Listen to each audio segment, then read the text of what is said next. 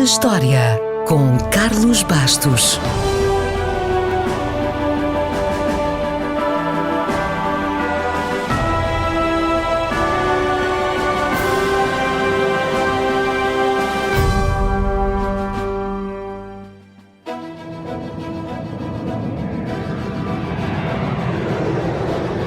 Foi a 26 de novembro de 2003, um mês depois do seu último voo comercial, que o Concorde se reformou oficialmente.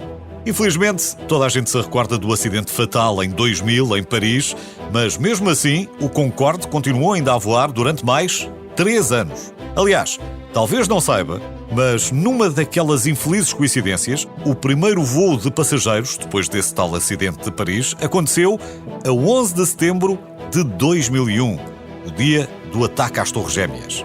Ironias do destino à parte, a ideia do Concorde começou a nascer em meados do século XX, quando companhias americanas, francesas, inglesas e soviéticas começaram a sonhar com a criação de um avião supersónico de transporte de passageiros. Rapidamente todos perceberam que os custos eram astronómicos e o governo inglês e francês decidiram juntar forças e carteiras. Curiosamente, há quem defenda que foi essa aproximação que trouxe o Reino Unido para o projeto europeu.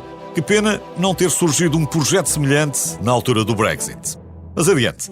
Os dois países assinaram então um acordo ou um tratado de concórdia para fazerem o avião em conjunto e o nome veio daí. Tanto em francês como em inglês, Concorde escreve-se quase da mesma maneira. Mas, como a palavra inglesa não tem o E no fim, os ingleses estavam um bocadinho reticentes. Até que alguém lhes disse que no caso inglês, o E passava a significar Europa. Ou então excelência. Ou então England. E pronto, assunto resolvido.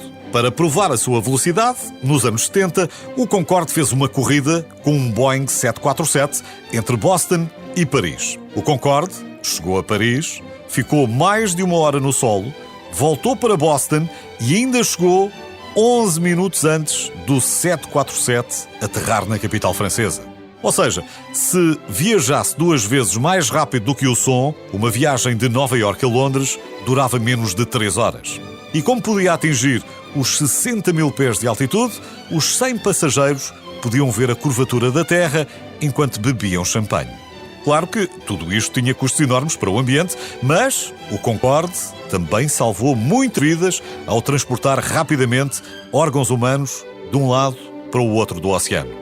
E só não andava mais depressa porque a velocidade máxima era limitada pela temperatura e não pelos motores.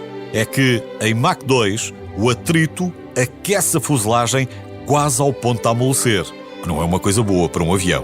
O Concorde teve os seus prós e contras, mas ficou para a história.